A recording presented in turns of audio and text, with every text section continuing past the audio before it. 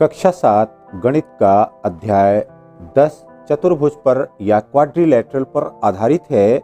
यहाँ पर आज हम प्रश्नावली 10B के प्रश्नों पर चर्चा करेंगे, लेकिन उस प्रश्नावली के प्रश्नों को प्रारंभ करने से पहले हम यहाँ पर देखेंगे कि किसी चतुर्भुज के अंतःकोणों का योगफल 360 अंश के बराबर होता है। तो यहाँ पर देखिए, हमने एक चतुर्भुज ABCD लिया है। आप किसी प्रकार का चतुर्भुज ले सकते हैं।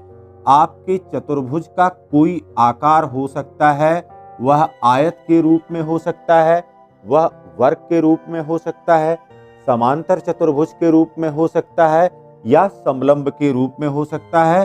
चतुर्भुज का यहाँ पर कोई भी आकार हो सकता है और किसी तरफ से यहाँ पर आप इनके नामांकन की प्रक्रिया कर सकते हैं। इनको जो नाम अंकित किया गया है, इसे किसी तरफ से या कहीं से भी लिख सकते हैं।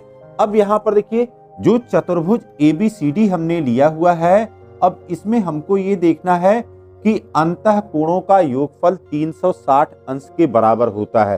तो यहाँ पर अब सबसे पहले हमने क्या किया है, सबसे पहले एक विकर्ण AC खींच लिया है। तो यहाँ पर हमने विकर्ण क्या बनाया हुआ है, विकर्ण AC, और इसकी रचना कर दिया है। तो जैसे ही विकर्ण AC की रचना किया, यह चतुर्भुज यह दो त्रिभुजों में विभाजित हो गया। यहाँ पर अब चतुर्भुज ABCD विकर्ण AC के द्वारा, विकर्ण जो AC था, इस AC के द्वारा यह दो त्रिभुजों में विभाजित हो गया। एक तो हो गया त्रिभुज ABC और दूसरा हो गया यहाँ पर त्रिभुज ADC। तो दो त्रिभुज हो गए। अब यहाँ पर देखिए बेटा, त्रिभुज के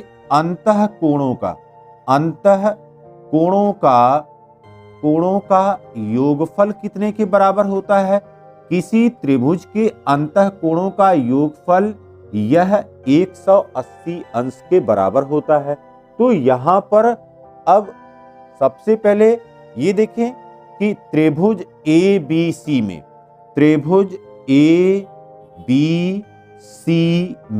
इस त्रिभुज में यहाँ पर कोण 1 है, कोण 1 प्लस यहाँ पर कोण 6 है, कोण 6 प्लस यहाँ पर कोण 4, इनका योगफल कितने के बराबर हो जाएगा?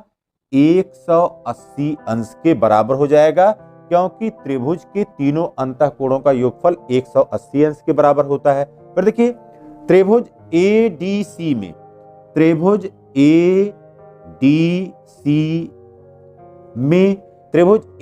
में अब यहां पर देखिए, कोण 2, कोण 5 और कोण 3, कोण 2 प्लस कोण 5 प्लस यहां पर कोण 3, यह मिलकर के भी कितने के बराबर हो जाएगा?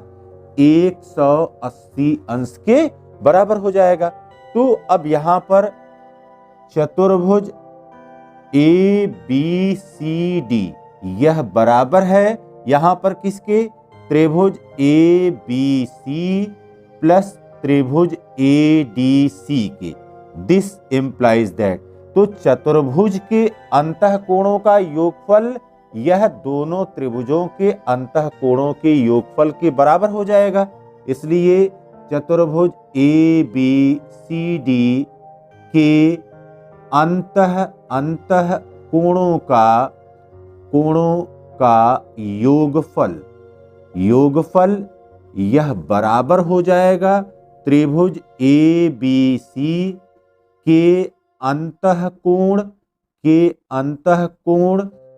प्लस त्रिभुज ADC के अंतःकोण, इन दोनों के अंतःकोणों के योगफल के बराबर हो जाएगा। तो समीकरण 1 व 2 को जोड़ दीजिए। समीकरण 1 व 2 को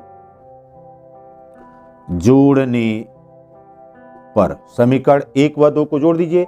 कोण 1 प्लस कोण 6 प्लस कोण 4 प्लस बायां पक्ष की तरफ जुड़ेगा कोण 2 प्लस कोण 5 प्लस कोण 3, यह बराबर हो गया 180 अंश प्लस 180 अंश।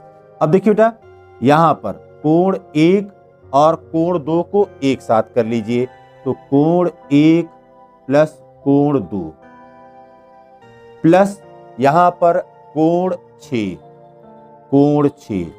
प्लस यहां पर कोण 3 प्लस कोण 4, कोण 3 प्लस कोण 4 और फिर प्लस कोण 5, यह बराबर हो गया 360 अंश के। अब देखिए 1 और 2 मिलकर के किसके बराबर है? 1 और 2 मिलकर के यह कोण A के बराबर है, कोण A। और कोण 6 किसके बराबर है? कोण B के बराबर है, तो ये हो गया कोण B।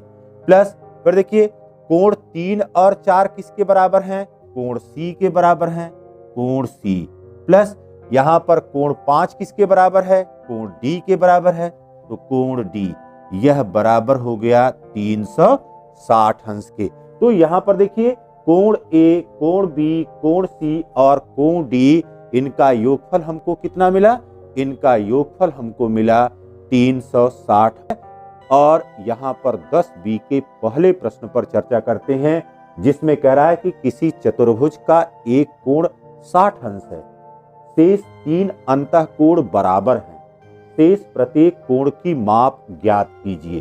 तो अब यहां पर देखिए, यहां पर आपको रफली एक चतुर्भुज, सबसे पहले किसी भी प्रकार का चतुर्भुज आपको बना लेना है और यहां पर नाम लिख देना है ABCD। यह केवल समझने के लिए करा, किसी चतुर्भुज का एक कोण 60 अंश का है, तो कोई एक कोण यहां पर हमने कर दिया कि यह 60 अंश का है और शेष 3 अंतःकोण बराबर हैं। अब यह शेष अंतःकोण यह बराबर है x डिग्री और x डिग्री के बराबर है। तो चतुर्भुज का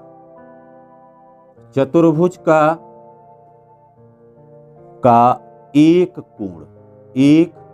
कोण यह बराबर दिया गया है 60 अंश और करा कि शेष 3 अंतःकोण बराबर हैं, शेष 3 अंतःकोण यह बराबर हमने मान लिया x डिग्री, माना इसको मान लिया कि शेष 3 अंतःकोण यह x डिग्री के बराबर है। अब यहां पर देखिए किसी चतुर्भुज ABCD के चारों अंतःकोणों का